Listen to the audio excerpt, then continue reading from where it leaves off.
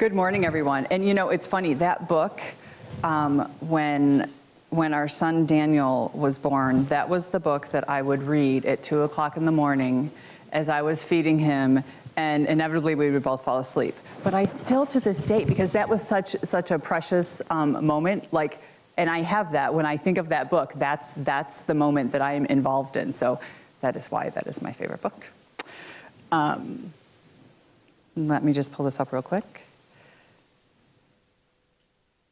Okay, so what I'm going to do is I only have less than 15 minutes to give you a quick overview of the center, the work that we're doing, and talk a little bit about what we're going to be accomplishing today. So one of the things that I want to share first off is that, and Dave alluded to this, but Iowa really has this amazingly strong history of being leaders in the field of education. We have really highly trained teachers, and when you look at the data, it is true that nearly 1 in 4 are not proficient. But what that does mean on the opposite side of that is that we have 3 out of 4 that are proficient. So we are doing some things really well. However, we can't escape the fact that we still have 1 out of 4. So when you close your eyes and you think of a kid, or you look at these kids, you have to say, which one of these kids do you want to not get through school, to not have career choices, to not be able to make choices on their own behalf because they are not equipped with the necessary literacy skills to be able to do that?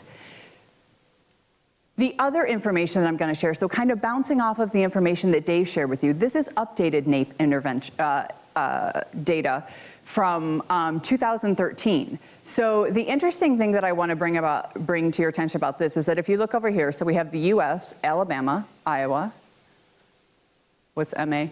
Massachusetts, and Nevada. Nevada was actually one of the school districts that I currently used to work in. So the interesting thing is, if you look back 2 decades ago where we started, right? So this is a national average, this is where we started, and this is where we currently are. When Dave alluded to that there are other states that are making far more gains than we are, we have states like Alabama that their trajectory is far greater than what we're doing.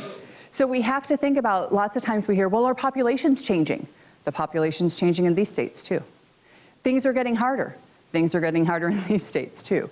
So it really is that it's not that we're not doing well, we're not doing it enough. So we really have to figure out what we're going to do to make sure that every child in Iowa has the opportunity to be a proficient reader. So that was actually, this data was actually one of the things that drove the governor and the legislators through bipartisanship to come together and form the Iowa Reading Research Center.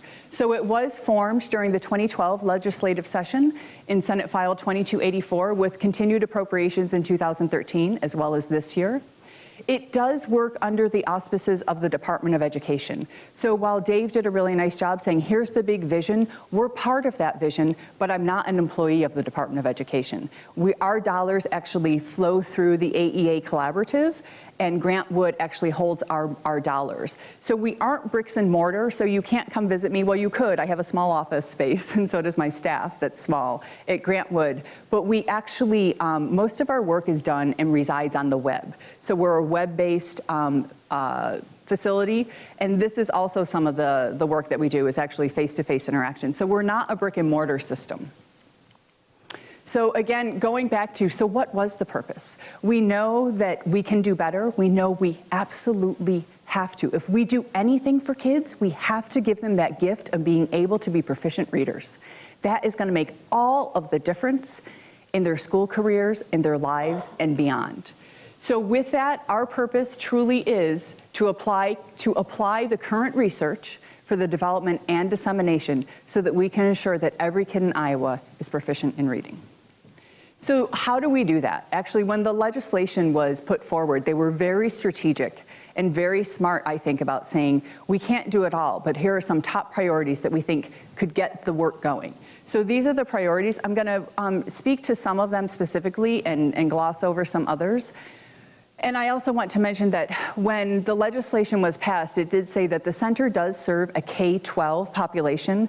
However, with the early literacy legislation that was recently passed, it really does make sense, as Dave had mentioned, early intervention. If we're really going to change the trajectory for our state, it really does make sense to hone in and focus on very specific grades. So right now, the real work of the center is really at the elementary level, and I would say pre-K3 is really a more intensive focus. So some of the things that the legislation asked us to do is, so identify some reading assessments.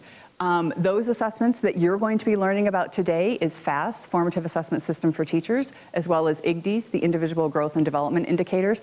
The other thing that was in the initiative is saying, what about a statewide database? How can we help teachers and schools gather data in a more systematic way that it's easier to access? So if they have to collect data anyways, how about if we make it easier so that if teachers aren't spending a ton of their time digging through paperwork and filing things, they can give assessments, they can automatically have the information, they can collaborate with partners, and they can actually get back to the business of teaching. Because what is the one thing we know that is going to change students' achievement?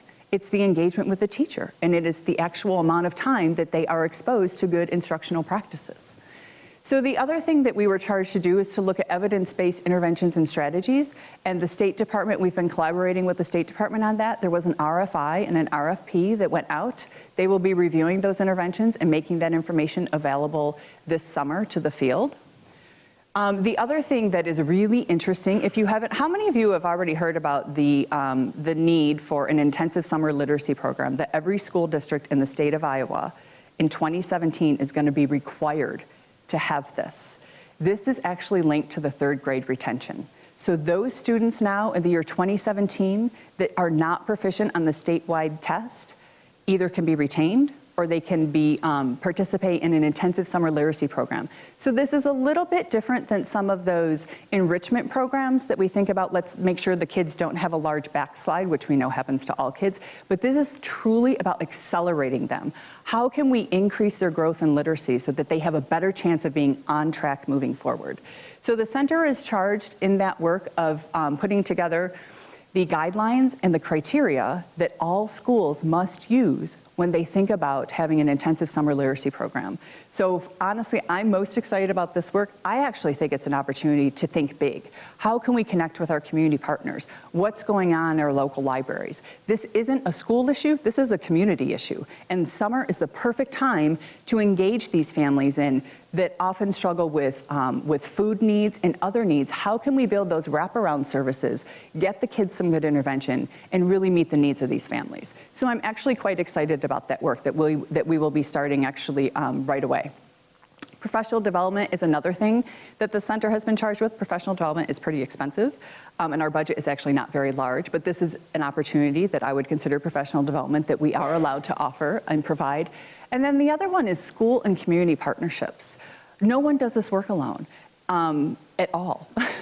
Schools don't do it alone, you guys don't do it alone, the center, the state, no one does this alone. And one of the things that we have been able to do is starting this summer, we will have available for free for all families and teachers, and you guys as well, information that families can have that are directly related to specific literacy skills. So for example, if I have a child in third grade, which I do, and his teacher says to me, you know, Michelle, we're really focusing on vocabulary for the next couple months.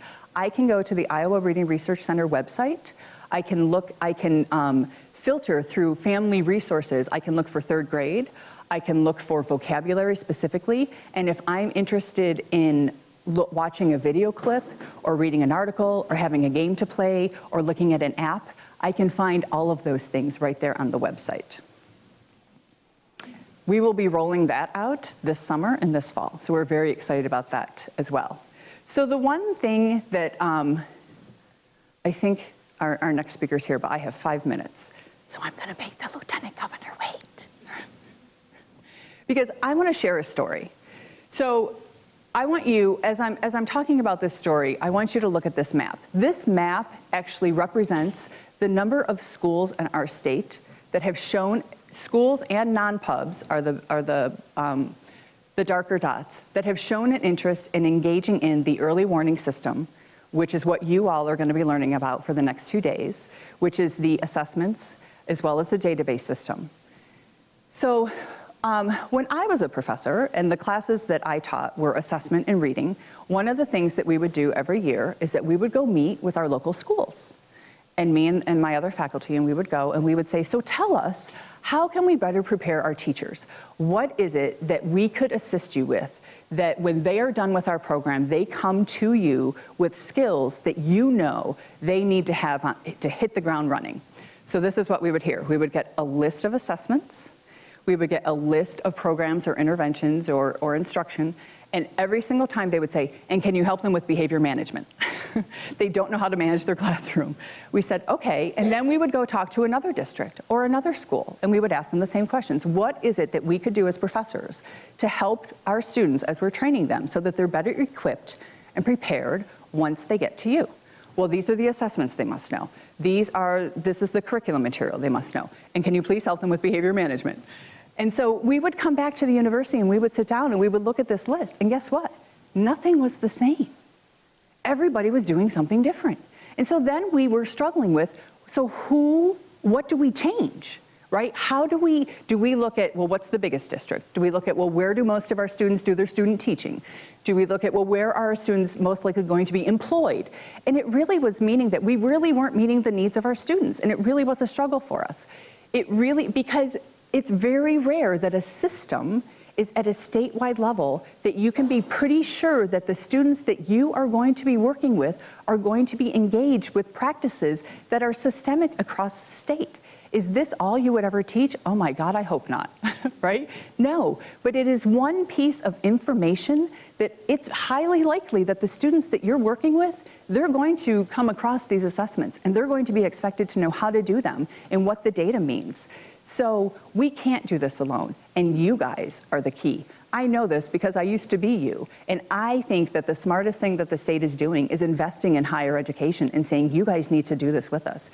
You need to be partners. We want you trained on this information, and we want you to have full access so that when you're working with your students, you can provide them this information, which will make it easier for them once they're in the schools.